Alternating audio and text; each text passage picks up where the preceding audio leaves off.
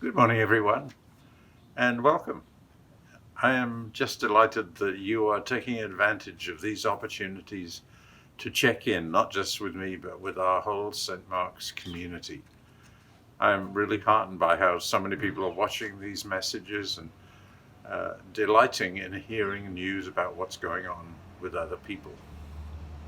Talking of which, yesterday in our Zoom coffee hour sessions, which I continue to commend to you, each week I try and have a prompt uh, that people can use if they want to, and most people seem to end up doing that. You can talk about whatever you want to talk about, or you can pass. You can not talk at all, which some people do. But yesterday I suggested that um, I was wanting to find something that was uplifting and positive because I think a lot of us are in yet another deep level of COVID-19 fatigue. Uh, we're ready for this to be over, and we have been for a long time. And as it drags on and seems to be getting worse, it's tough to be positive. But it worked yesterday. I asked people simply to share where they were born and the circumstances into which they were born. It was really powerful. I was struck by a number of things. One was how many of our families have been impacted by military experience and war. The vast majority that is true. Uh, Deeply impacted. I shared some of my story last week about how World War One and World War Two have deeply impacted the life of my family, and that's true for many of us. I was surprised by how many people grew up on farms and were connected with farming. And it was really funny because towards the end of the time together in the 11:30 session, we got going in a very heated debate about which breed of cow is superior to the others. And who knew that so many St. Mark's members would have passionate feelings about the breed of cows, but they did. I just want to remind you of the power of telling our stories to each other. It's a way of celebrating each other. And as we move into the season of Thanksgiving, let's make sure that we give thanks not only for ourselves, but for all of our siblings in the community of faith. St. Mark's is a very rich community. Every person's story is powerful, but I think in St. Mark's we have people who have such a wide range of life experience that it's really a blessing to share that with each other. Yesterday yeah, and it should be the high points and the low points, the good and the bad in our stories.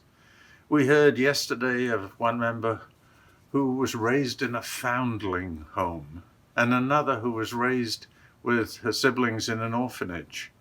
And they both celebrated that experience. We heard of triumph over disabilities.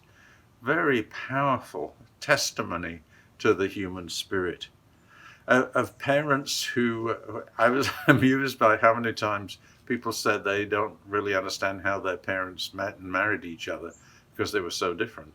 We heard of divorces. We heard of families that were distant from each other with strange relationships. Our stories have power, and they have particular power for each of us as we tell them and share them with other people. So I would encourage you to keep telling your story and invite other people to share their stories with you. Talking of powerful stories, one of our members, Bahani Teklab, who, as you all know, was sponsored as a refugee back in the 80s by the St. Mark's congregation, coming from Eritrea.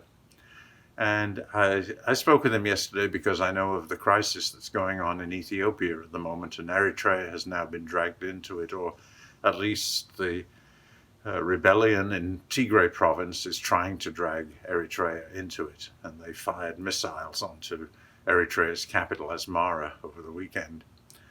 And it was very interesting for me to hear from Bahani his perception of all that was going on. You know, the president or the prime minister of Eritrea was the winner of the Nobel Peace Prize, and he has brought a breath of fresh air into the life of that government. but here they are, mired in a very difficult conflict. So do please keep Eritrea and Ethiopia in your prayers.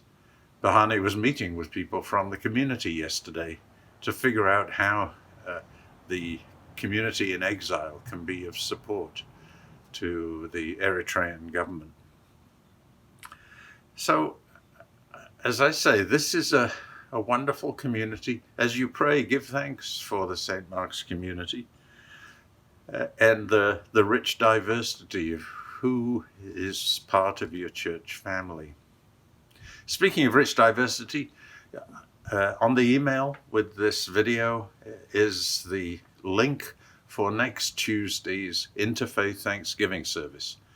As you may remember, St. Mark's revived this a number of years ago, and it really has been a wonderful experience. And it's some faith leaders offering prayers, but also people from all of the communities given a chance simply to say what we're thankful for this Thanksgiving.